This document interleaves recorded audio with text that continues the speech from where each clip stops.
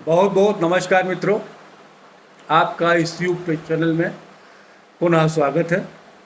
जैसा कि इस चैनल के नाम से ही विदित है कि जहां ये एक और प्राचीन गूढ़ विषयों तथा ज्योतिष तंत्र और अन्य सभी रहस्यमय घटनाओं प्रकरणों के उद्घाटन के प्रति कटिबद्ध है, वहीं नवीन सामयिक घटनाओं के खोज परख विश्लेषण भी आपके सामने प्रस्तुत करेगा।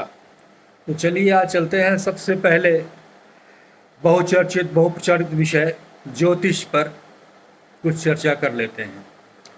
इसके पहले कि ज्योतिष से संबंधित फलादेश या भविष्यवाणियों के बारे में हम बात करें, सबसे पहले जानते हैं कि वास्तव में ज्योतिष के मूल में क्या है। वास्तव में ज्योतिष विज्ञान है या मात्र लोगों द्वारा पैसा ऐंठने की कला। आजकल देखने में आ रहा है जिस प्रकार हमारे देश में ही नहीं बल्कि संपूर्ण विश्व में नेताओं की भांति तांत्रिकों और ज्योतिषियों की भरमार हो गई है। आपको आए दिन विभिन्न चैनलों, समाचार पत्रों, पत्रिकाओं व पत्रों में विभिन्न तरह की भविष्यवाणियाँ मिल रही हैं और कहीं कहीं तो आपको ये भविष्यवाणियाँ आपस में विरोधाभासी भी दिखेंगी। इस विरोधाभास के चलते जरूर मन में प्रश्न कौंधेगा कि ज़रूर ये सिर्फ लोगों द्वारा खाने कमाने की कला है और कुछ नहीं है, लेकिन ऐसा नहीं है। इसका पूर्ण वैज्ञानिक आधार है जो आगे हम स्पष्ट करेंगे। सबसे पहले आपको जानकर आश्चर्य होगा कि इस विज्ञान की उत्पत्ति तभी हो गई थी जब मानव समूह के अंदर कुछ चेतना आई और उसने अलग अलग रह करके जीवन यापन शुरू किया। इसमें से कुछ लोग खेती करने लगे, कुछ लोग पशुपालन करने लगे। पशुपालन करने वाले लोग, जिन्हें हम आजकल गड़रिया कहते हैं, उन्होंने खुले आकाश में सूर्य चंद्र की गति, मृगशिरा नक्षत्र के निश्चित स्थान पर होने के समय, प्रातःकाल नित्य क्रिया के लिए करने का निश्चयन और ध्रुव तारा द्वारा उत्तर दिशा का निर्धारण, साथ ही सूर्य ग्रहण, चंद्र ग्रहण और अन्य ऐसी घटनाएं जो विशेष ग्रह स्थिति के समय होती थी, इन घटनाओं ने लोगों का ध्यान खींचा कि वास्तव में ये जो तारे दिखाई पड़ते हैं इनमें अवश्य कोई ऐसी बात है जो हमारे ऊपर प्रभाव डालती है।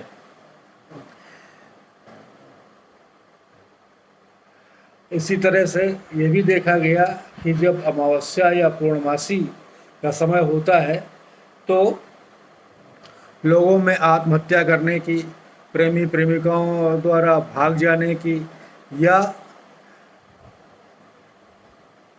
एक दूसरे का मर्डर करके उनकी जान ले लेने की घटनाएं अधिकांशतः सबसे ज़्यादा होती हैं। सूर्य ग्रहण के समय ज्वार भाटा के बारे में सब लोग जानते ही हैं। इसी तरह से ये भी देखा गया कि जब कन्या राशि में प्रातः सूर्य होता है, उस समय यदि बुआई की जाए तो फसल बहुत अच्छी होती है। तब लोगों का इधर ध्यान गया और इसमें से जो विद्वान मनीषी थे, ऋषि, जिन्हें कि आज के ज़माने में ऋषि रिसर्च स्कॉलर की तुलना कर सकते हैं, उन्होंने इसकी खोज चालू की। तब पाया गया कि वास्तव में जो हमारे सौर मंडल के चारों ओर घूमने वाले ग्रह हैं, उनका हमारे जीवन पर और पृथ्वी के विभिन्न घटनाक्रम पर प्रभाव पड़ता है। अब प्रश्न ये उठता है कि आसमान में लाखों तारे हैं, लेकिन सिर्फ इन्हीं ग्रहों सूर्य, चंद्र, मंगल, बुध, बृहस्पति, शुक्र और शनि के साथ साथ राहु केतु को ही ज्योतिषी गणना में क्यों लिया जाता है। तो इसका विवेचन भी किया गया कि वास्तव में हमारी आकाशगंगा में हमारा सौर मंडल एक बहुत ही क्षुद्र बिंदु की भांति है और 1600 से ज़्यादा सौरमंडल अकेले हमारी आकाशगंगा में है, जबकि लाखों अरबों आकाशगंगाएं हमारे ब्रह्मांड में हैं। चूंकि हमारे सौरमंडल में हमारे सूर्य का गुरुत्वाकर्षण क्षेत्र शनि तक विस्तृत है, अतः बाहर से आने वाले तारामंडलों का या अन्य उपग्रहों का प्रभाव इस सौरमंडलीय गुरुत्वाकर्षण को भेद कर उतना अधिक प्रभावी नहीं हो पाता जितना कि हमारे सौरमंडल के अंदर स्थित ग्रहों का होता है। साथ ही राहु और केतु के बारे में भी जान लेना समीचीन होगा। वास्तव में राहु केतु को छाया ग्रह कहा गया है। वास्तव में देखा जाए तो हमारे प्राचीन ग्रंथों में काफ़ी चीज़ें मात्र उपमा के तौर पर या पर्सोनिफाई की गई हैं। अलंकारिक प्रयोग से लोग कभी कभी इसका सीधा अर्थ ले लेते हैं। वास्तव में इन ग्रहों की स्थिति कहीं नहीं है। ये मात्र पृथ्वी के उत्तरी ध्रुव के सामने, जहाँ पृथ्वी की कक्षा को चंद्रमा काटता है, उस बिंदु के सापेक्ष उसका टेंजेंट राहु कहलाता है, और इसके ठीक 180 डिग्री पर स्थित दक्षिणी ध्रुव के सापेक्ष पृथ्वी की कक्षा को जहाँ चंद्रमा काटता है, उसका कोटेंजेंट केतु कहलाता है। क्योंकि उत्तरी और दक्षिणी ध्रुव सामान्य रूप से एक सीधी रेखा में अर्थात 180 डिग्री में होते हैं, इसलिए राहु और केतु भी हमेशा 180 डिग्री में स्थित होते हैं। और इन्हीं सब चीज़ों को देखते देखते हमारे भारत के साथ ही अन्य विश्व के अन्य देशों में यवन ज्योतिषियों ने अरब तथा यूनान, ग्रीक, रोम, मिस्र और पाश्चात्य देश के एलन लियो जैसे लोगों ने ज्योतिष के क्षेत्र में नए नए कीर्तिमान स्थापित किए, और फल ये हुआ कि निश्चित समय के लिए की हुई भविष्यवाणियां सटीक उतरने लगी। किंतु अब ऐसा क्यों नहीं हो रहा है? वास्तव में ज्योतिष भौतिक विज्ञान में तथा रसायन विज्ञान के एक वैज्ञानिक मेंडलीफ के भौतिक सिद्धांत का चेतन रूप भी है। जिस तरह से हमारे भूमंडल में हम अपने खेतों मकानों का नक्शा बनाते हैं, ठीक उसी तरह किसी निश्चित स्थान पर निश्चित घटना के घटित होते समय उस समय की हमारे सौरमंडल में ग्रहीय स्थिति का नक्शा ही हमारी कुंडली होती है, जिसके आकलन के बाद हम उन ग्रहों की तीव्रता, परस्पर किरणों का प्रक्षेपण के प्रभाव का आकलन कर पूर्व ऋषियों द्वारा किए हुए कथन एवं वर्तमान में पूर्वानुमान से भविष्यवाणी करते हैं, जो सही होती रही हैं। किंतु अब सटीक नहीं बैठने का कारण क्या हो सकता है, ये देखना है, क्योंकि अक्सर भविष्यवाणियाँ बहुत कम प्रतिशत में सही हो रही हैं। सर्वप्रथम तो जैसा कि पहला बताया जा चुका है कि ब्रह्मांड का निरंतर विस्तार होता जा रहा है।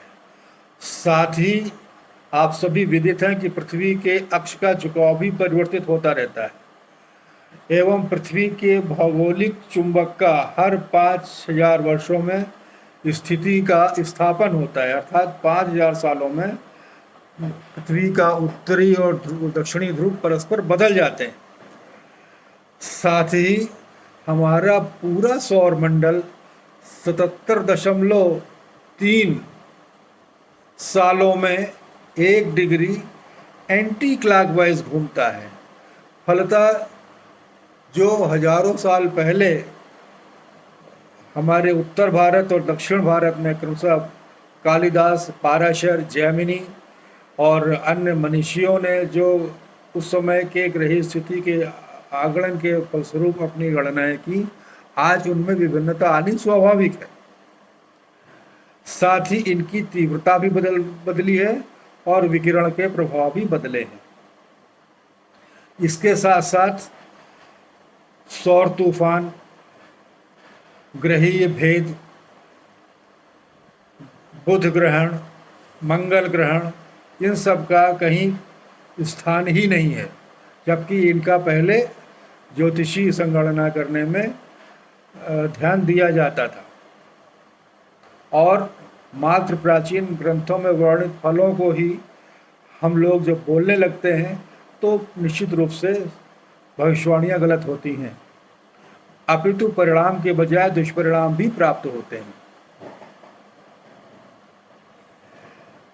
इसके विवेचन के लिए विगत वर्षों में एक वैज्ञानिक शॉन कार्लसन ने एक कमेटी बनाई, जिसमें 100 से ज़्यादा वैज्ञानिक और ज्योतिषी शामिल हुए थे और सैकड़ों कुंडलियों का उनके विभिन्न प्रकार के व्यवसाय और स्वभाव वाले व्यक्तियों के वर्गीकरण के आधार पर आकलन कराया गया, जिसमें 50% से भी कम परिणाम सही निकले और इसी के चलते इस विज्ञान को छद्म विज्ञान का नाम दे दिया गया।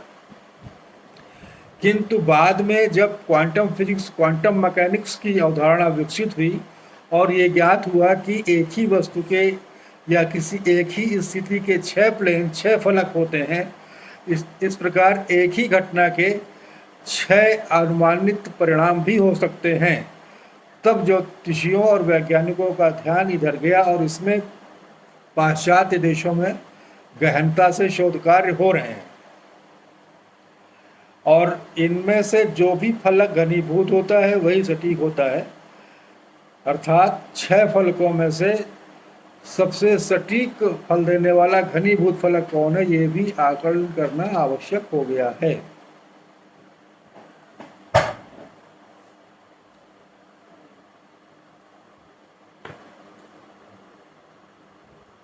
अब आवश्यकता है किशोर गहन शोध और विज्ञान परक आंकड़े इकट्ठा कर, निरंतर नए प्रयोग कर, सही स्थितियों, सही अवधारणा को विकसित करने की। आगे अगले वीडियो में मैं राशियों की संकल्पना, राहु और केतु का वास्तविक आकार क्या है, इसके क्या फल होते हैं और क्यों होते हैं, इसके पश्चात ज्योतिषी विवेचन, फलादेश और भविष्यवाणी के बारे में बात करेंगे। अगर आपको हमारा वीडियो पसंद आया हो तो लाइक, सब्सक्राइब और शेयर अवश्य करें, ताकि आपका ये वीडियो, ये यूट्यूब चैनल पल्लवित और पुष्पित होता रहे। बहुत बहुत आभार। नमस्कार।